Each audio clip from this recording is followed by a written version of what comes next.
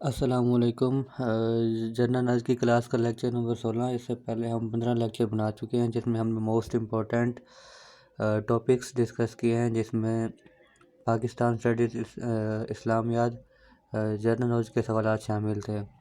आजकल जैसे कि आपको पता है कि पंजाब पुलिस में रिटन टेस्ट होने वाले हैं, पंजाब पुलिस कांस्टेबल और ट्रैफिक असिस्टेंट की पोस्ट पर, तो उनके लिए भी ये नोट्स बहुत अहम है और इनके आप लेक्चर को देखें, सुनें और अपने नोट्स बनाएं। और मेरी नज़र में अगर आप कामयाब होना चाहते हैं तो मेहनत करें। मेहनत के अलावा आपके पास और कोई भी सलूशन नहीं है कामयाबी का।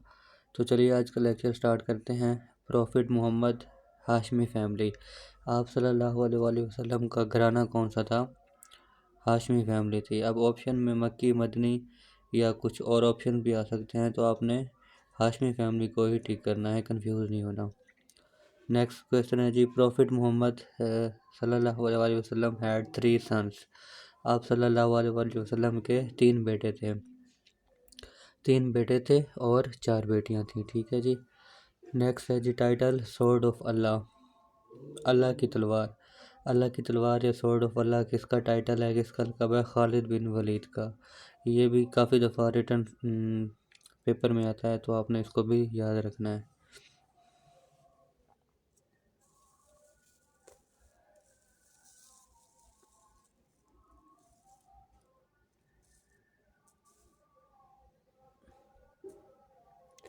नेक्स्ट है जी, लायन ऑफ अल्लाह, अल्लाह का शेर, ये किसका टाइटल है? अली उल मुर्तज़ा, हज़रत अली का टाइटल है लायन ऑफ अल्लाह। नेक्स्ट हमारे पास क्वेश्चन है जी, इमाम बुखारी, इमाम बुखारी का असल नाम, इमाम बुखारी का असल नाम क्या था? Mohammad bin Ismail, Mohammad bin Ismail is the right option. Imam Bukhari का असल नाम मोहम्मद बिन इस्माइल।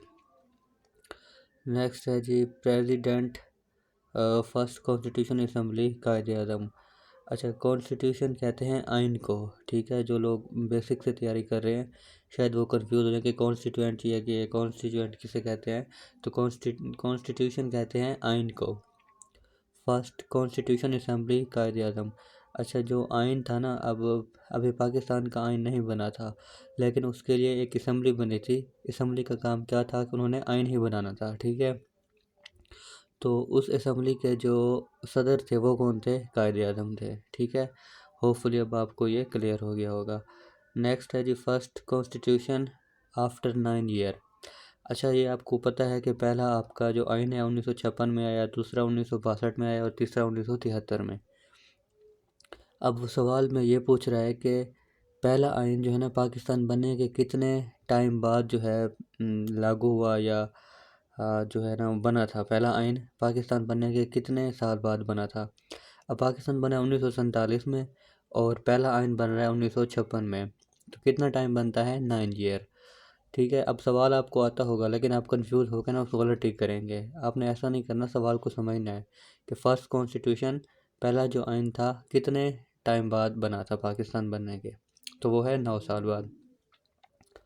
नेक्स्ट है जी, बोगरा फार्मूला, बोगरा फार्मूला कब आया? अक्टूबर 1953 में। अब बोगरा फार्मूला बेसिकली ये था कि उसके तहत जिसको 1 यूनिट भी मेरे ख्याल से कहते हैं, तमाम सूबों को इकट्ठा किया जाए, और इस तरह का उनका एक एक्ट था जिसको हम बोगरा फार्मूला कहते हैं, ठीक है। कब आया? अक्टूबर 1953 में। नेक्स्ट है जी, बोगरा फार्मूला एक्ट अक्टूबर 1953 में, और उस वक्त प्राइम मिनिस्टर कौन से थे?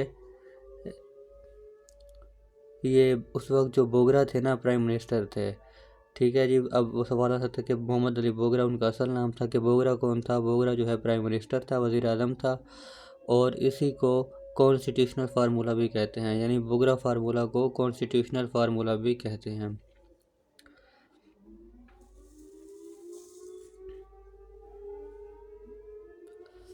नेक्स्ट है जी, फर्स्ट कॉन्स्टिट्यूशन इन फोर्स 23 मार्च 1956।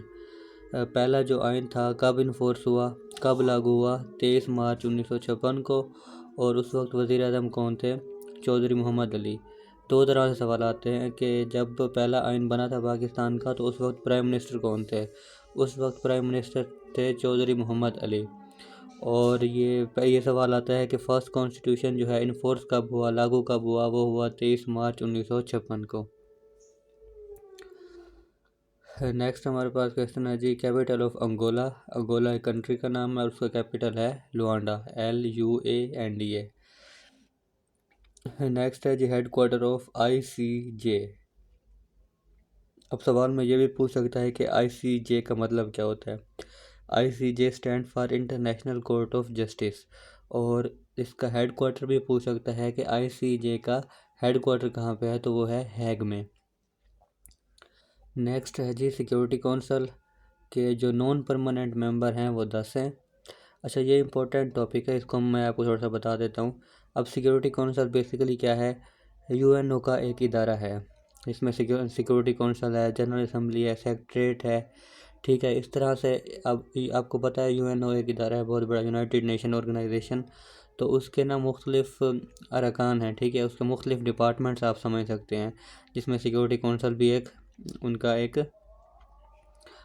जो है वो इदारा है, ठीक है।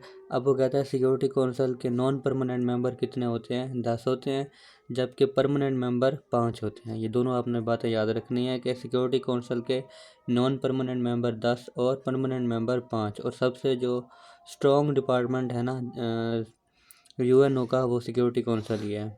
नेक्स्ट हमारे पास है जी द D8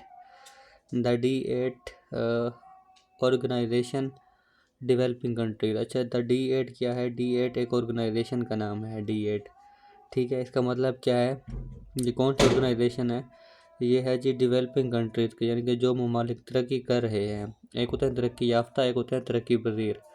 जो तरक्की याफ्ता होते हैं उन्हें हम कहते हैं डेवलप्ड कंट्रीज, और जो तरक्की कर रहे होते हैं जैसे पाकिस्तान है, इसको हम कहेंगे डेवलपिंग कंट्री, यानी कि जो अभी तरक्की कर रहा है। बाकी चाइना, USA, UK, ये सारे डेवलप्ड कंट्रीज हैं। तो जो द D8 ऑर्गेनाइजेशन है वो डेवलपिंग कंट्रीज़ की एक ऑर्गेनाइजेशन, एक तंजीम है। सिर्फ उसमें ये ममालिक शामिल हैं जो अभी तरक्की कर रहे हैं, ठीक है। नेक्स्ट हमारे पास है जी इंडोनेशिया। इंडोनेशिया का कैपिटल है जकार्ता, और भात जो है इसकी करेंसी है इंडोनेशियन भात। ये दोनों इम्पोर्टेंट हैं, इसका कैपिटल भी जकार्ता और इसकी करेंसी भी भात। तो आज का ये था इम्पोर्टेंट लेक्चर। इसके अलावा लेक्चर नंबर 17 और 18 भी मोस्ट इम्पोर्टेंट होने वाले हैं, उसमें भी मोस्ट इम्पोर्टेंट MCQs आपसे डिस्कस किए जाएंगे।